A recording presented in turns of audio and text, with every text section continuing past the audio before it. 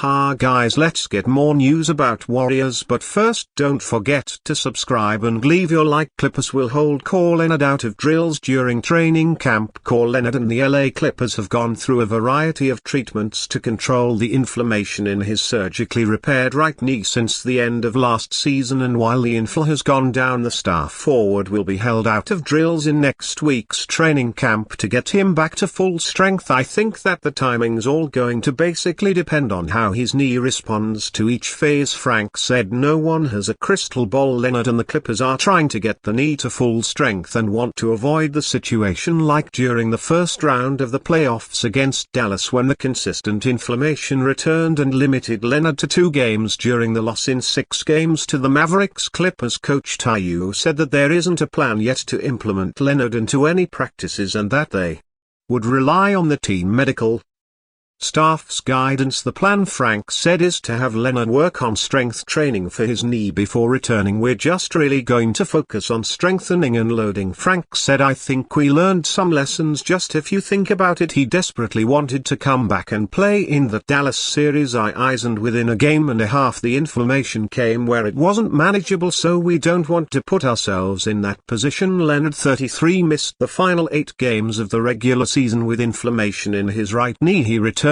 to the playoffs to playing games 2 and 3 against Dallas before missing the remaining 3 games of the Clippers' first round defeat. The inflammation has been described as stubborn. Leonard was able to get it to a manageable situation when he participated at USA Basketball's training camp in July. USA Basketball opted to replace Leonard with Celtics point guard Derek White after camp. Frank said at the time that Leonard had not suffered a setback when asked in July if Leonard underwent any type of procedures or treatment to his right knee before USA Basketball camp. Frank said he would not get into specifics other than that Leonard had worked very hard entering USA camp. The Clippers and Leonard are doing everything they can to prevent the inflammation from becoming an issue this season. I think the encouraging thing is we've seen progress, Frank said on Tuesday. This was a real tricky thing in terms of the inflammation. We're kind of searching for answers along the way, and with time we continue to learn more about what works, what hasn't. It's truly unfortunate that he's had to deal with this, but I think we're definitely trending in the right direction, Frank said. Leonard is encouraged now with where the inflammation is. We got the knee in a really good place, Frank said. He came back for Dallas in the playoffs and it has been manageable since, but we really spent the off-season trying to get this 100%, and I think we're getting closer and closer. In a letter to Senato RS, who accused the NBA of putting profit over principle for partnering with Rwandan dictator Paul Kagame, Deputy Commissioner Mark Tatum described how the league has championed several social impact initiatives in the country. Tatum also defended the NBA, as he did in an ESPN story that prompted congressional interest, by noting the league follows the lead of the U.S. government as to where it's appropriate to engage in business around the world. Investigative reporter Mark Fardo examines the partnership between the NBA and Rwandan President Paul Kagame in an ESPN special report produced by William Weinberg. Watch it here. If American policies were to change regarding business activities in and relating to Rwanda or any other market, our actions would of course change accordingly, Tatum said in the letter. The NBA's Basketball Africa League is closely aligned with Kagame and the Rwandan government, which has been accused of widespread human rights violations far worse than those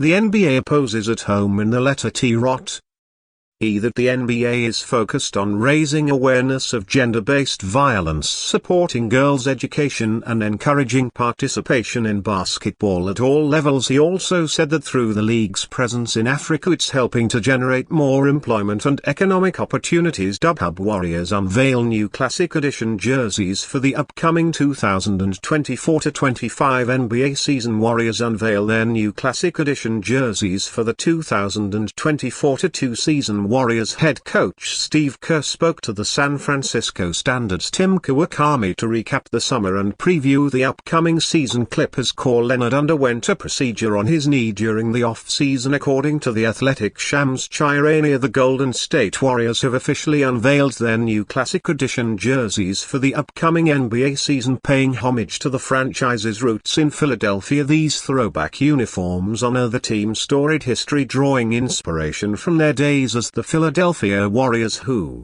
claimed their second championship in 1956, nearly 70 years ago. The design also mirrors the road blue colorway the Warriors donned during their most recent championship season in 2021-22. As Golden State heads into the 2024-2 season, they celebrate the team's rich championship tradition with these new jersey, hoping to channel that winning spirit into yet another title run. Thunder big man offers high praise to Draymond Green and former Warriors teammates. The Golden State Warriors have been blessed with two of the game's greatest shooters over the past 12 years, with Stephen Curry, a 2x MVP, and a recently departed Klay Thompson having been selected to 5 All-Star games. But the success of Curry and Thompson, and of the Warriors, who have triumphed 4 times over the past decade, wouldn't have nearly been the same without the outer layers that perfectly complemented the way Steve Kerr has wanted to play. No one has complemented Curry and Thompson more than Draymond Green, together forming a dominant trio that gave nightmares for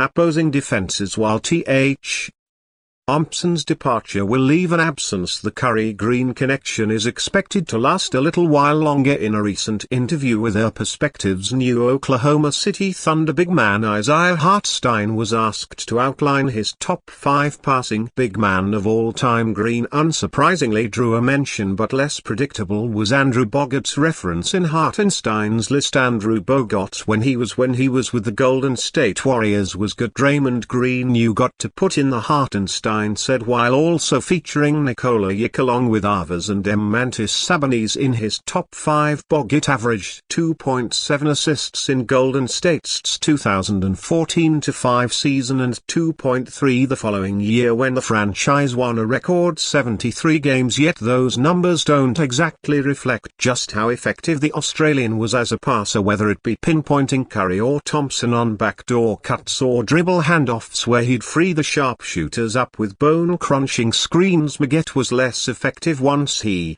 left the Warriors, having dealt with a huge injury toll across his career that included a broken leg just 4 days into his tenure with the Cleveland Cavaliers in 2017. The 7-footer appropriately concluded his career with Golden State, signing with the team for the final period of the 2018-9 season. Some may think that Bogut didn't live up to the expectations of a first overall pick, but Warrior fans will fondly remember his impact over the first couple of years of the team's dynasty. It's nice that those externally, in this case Hartenstein, also recognized that while Green's value is still being acknowledged despite misdemeanors and subsequent rivalries he's developed on the court in recent years. And you fan, what do you think of the situation of Isaiah Hartenstein? Leave your opinion in the comments.